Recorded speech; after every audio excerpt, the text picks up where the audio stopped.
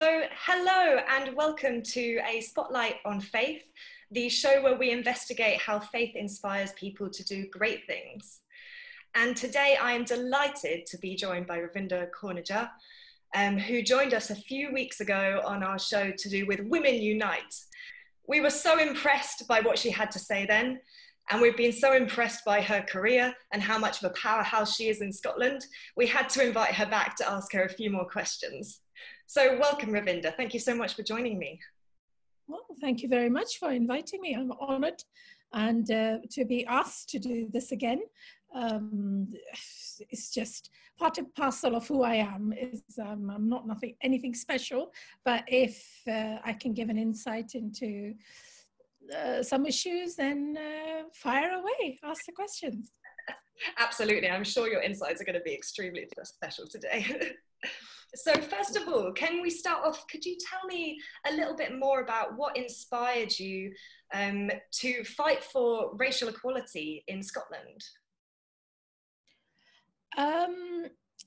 Probably the fact that my father-in-law came here in 1938. And he was here during the Second World War. And he faced a lot of racism, although he was trying to obviously try and earn enough money to send back home. You know, he had a turban and people sort of threw it from his head and used it as a football, that kind of thing. I mean, this was in 1938. But I was the first Indian girl. I grew up in London. And I came over from India in 1965. So I was the first Indian girl in my school. In the school, I was a novelty. I didn't face much racism. But as I went into secondary school, because my skin was different, color was different. And then on top of that, I moved up to Scotland when I got married. And in terms of employment, going up the ladder, it was difficult. It was difficult. And I think you need to, as a person who's educated, you need to be a voice for the voiceless. And I think that's what inspired me to fight for equality for women and also, you know, against racism. Fantastic.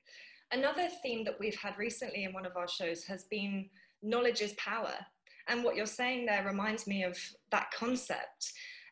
Could you tell me a bit more about your work in curriculum in Scotland and how important it is that we have an inclusive education that represents all faiths and cultures?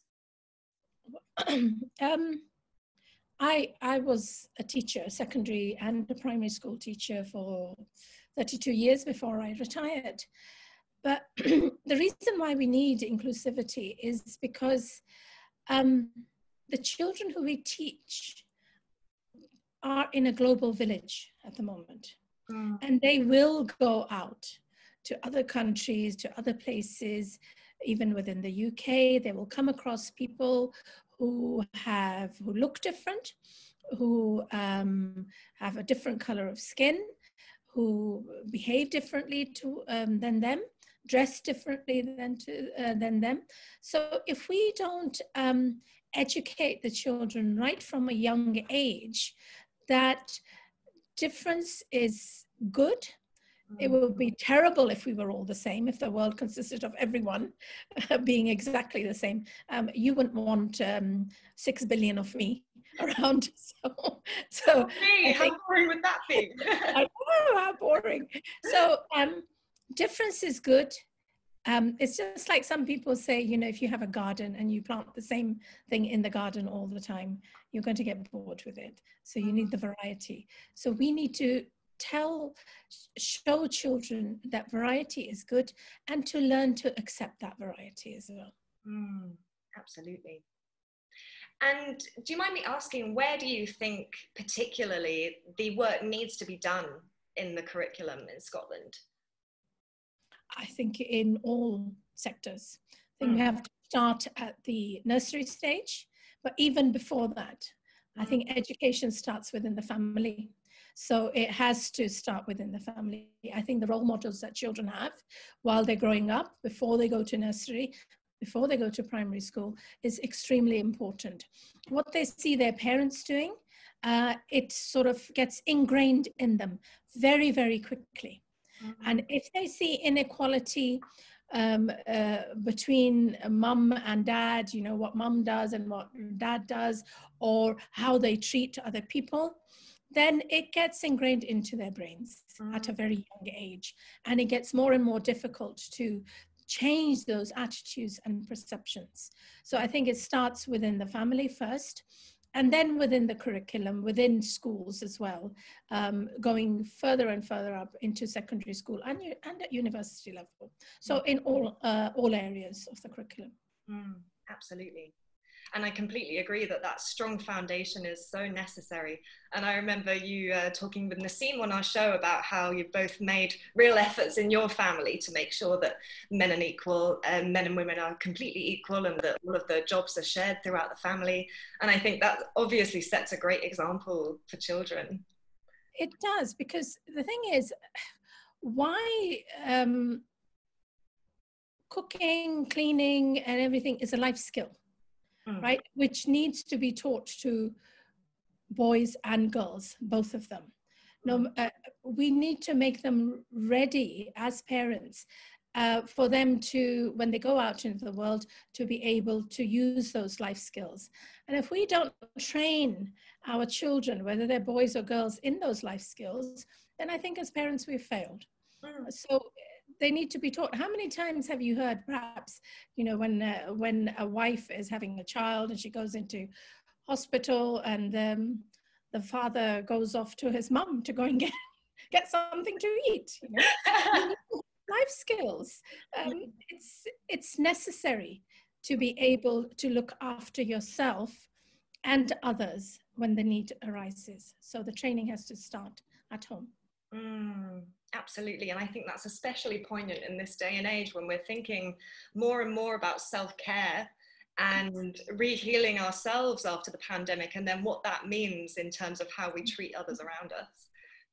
What a poignant point. Could you tell me a little bit, in your experience, what advances you have seen in terms of especially ethnic minority women's rights in Scotland during your lifetime? Oh gosh, well, I've been in Scotland. I know. Well, I've been in Scotland for about 41 years now. I think more women are going into different jobs. They're coming out of their homes. They are able to go into sort of different social activities, cultural activities, and education as well. But there are areas, for example, there's no female ethnic minority MSP within the parliament. If you have a look at a report called Close the Gap, which was, I think, published last year, the number of head teachers from ethnic minorities is very few, only about 16. So a promotion within the education sector, within other sectors, is few and far between for women, ethnic minority women. We have progressed, but there's a long, long way to go. I mean, there are areas, for example, if we look at all women, I mean, for example, the government has provided sort of free care for women regarding period poverty, which is good. I think they're one of the first ones. Scotland's one of the first ones who's done that, and others need to follow that, because I mean it's a very expensive process, and so much of your income is, you know, it has to be used for that, and that's discrimination, because men don't have that issue at all. And it's definitely not a luxury, as we're told. Not at all, not at all. So, I mean, there have been gains, but I think we've got a long, long, long way to go. And where do you hope we go next? Which gains do you hope we achieve next? Oh, gosh. Where the gains, I think, have to be that women, all women, regardless of whether they're from ethnic minority or Black communities, that they have the ability and the potential to reach their potential educationally, socially, politically, culturally, without any barriers being put in front of them. I think if we can try and move towards that goal, then I think we have achieved, or would be on our way to achieving, equality. So remove those barriers that stop women from going into education, regardless of who they are or where they stay. Remove the barriers if they want to go into the political arena, because I've seen and I've heard that some women, although they want to, there are counselors from the ethnic minority communities, but when they want to stand for MSP, you know, people are saying, oh, well, that person's unelectable because of the way they dress or the way they look. You know, so it's having that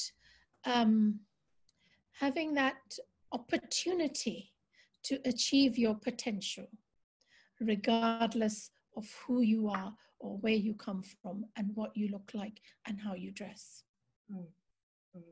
Absolutely. And we've been talking about some of these glass ceilings that ethnic minority women, ethnic minorities in general, women all around Scotland, that they face. Some of the ways we've been talking about to solve this are more inclusive education and bringing up children respecting and celebrating diversity. For us as women and for our allies, what do you think we should be doing in terms of action to get us that one step closer to the beautiful reality, hopefully, that we'll soon have, that you just outlined for me? I think all the different women's organizations, whether they're faith-based or interfaith-based or secular organizations, need to come together. Need to come together and have their voices heard on the platforms where the policymakers are making the policies. Because I feel that sometimes we're in different areas trying to achieve the same thing. But if we all join together, we would have a much more powerful voice. And I think there are lots of women's organizations who do come together. That's why we formed the UK Women of Faith Network, because there are lots of faith-based and interfaith-based women's organizations, but they're working sort of isolated, in isolation.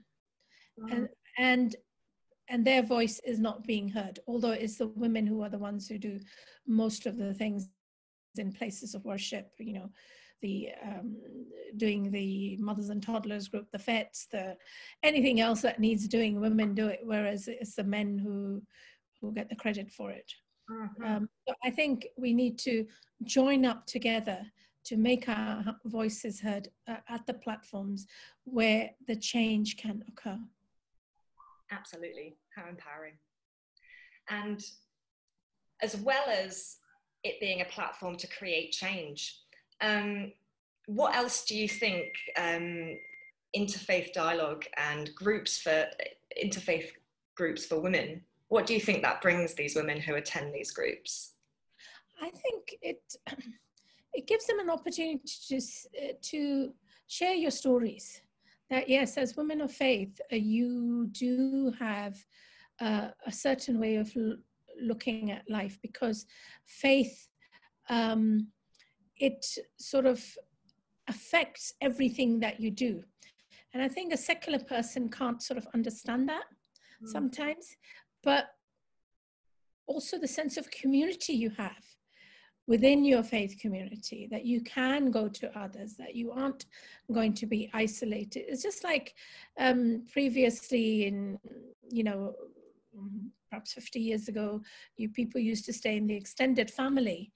and you had a backup of people who could give you wisdom, who could help you along the way, whatever difficulties that you may have had. With women of faith, it's the same sort of thing, really. If we all come together, we are able to look at, well, what are the difficulties that we're all facing? What are the successes that we all have? And it's just a way of having a chatter and getting to know each other, building up friendships, building up the trust between each other, knowing that, yeah, my difficulty in the childcare that I have is the same as yours. It's having the dialogue with each other and then looking at the important issues and seeing where the voices can come together. Amazing. And in a world that so often puts up so many walls between us, that in itself, I think, is must be hugely liberating. It is, because it does break down walls. Because I was in a meeting with the London Forum of Faith, and it was looking at the impact of COVID-19 on women of faith.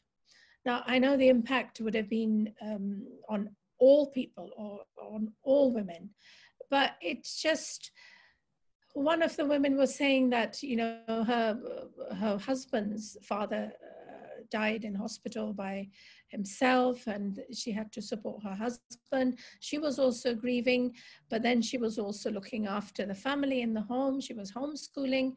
So it was just being able to share that, yes, I'm not the only one who's in this situation, and getting that support and getting that empathy and sympathy from another person who understands, what you're going through. Yeah, absolutely. Well, this has been a hugely inspiring interview for me, and I thank you on behalf of Edinburgh Interfaith Association for all of the work you've done in terms of bridging the gap and smashing those glass ceilings. Just before we end, I wonder if you have a last message for our viewers. Yes, one last message. It's just to say that we are on this earth for a very short amount of time in the concept of the years, millennia of the universe. Do what you can to help others. Be the voice for the voiceless. And as a woman of faith, I will make sure that I pray and I develop my spirituality so that I see the divine light in all. Don't waste this small amount of time that we have on this earth. Even if we help one person in our lifetime, then us being here on this earth has been fruitful. Wow. I'm getting goosebumps. What a way to end. Thank you so much, Ravinder, and I'm sure that you have inspired far more than one person with this interview. So thank you for all of your words, all of your thoughts, and for joining me today and for this fascinating conversation. Oh, thank you so much. I just want to end with one quote from the Sikh scriptures. As a Sikh woman, our fifth Guru said, "She is the most noble of all family. She counsels and advises the elders and youngsters. How blessed is that household in which she has appeared. In my home, she is my leader. She is the ruler, and God has made us her courtiers." And I think every woman should be treated like that within their homes. Absolutely, absolutely. Thank you so much. And I hope that every woman can feel in their own way either an empowerment from their scriptures or from their God or from their belief system to know their full worth, as you've said today. Thank you. It's been a pleasure. Thank you. Thank you very much.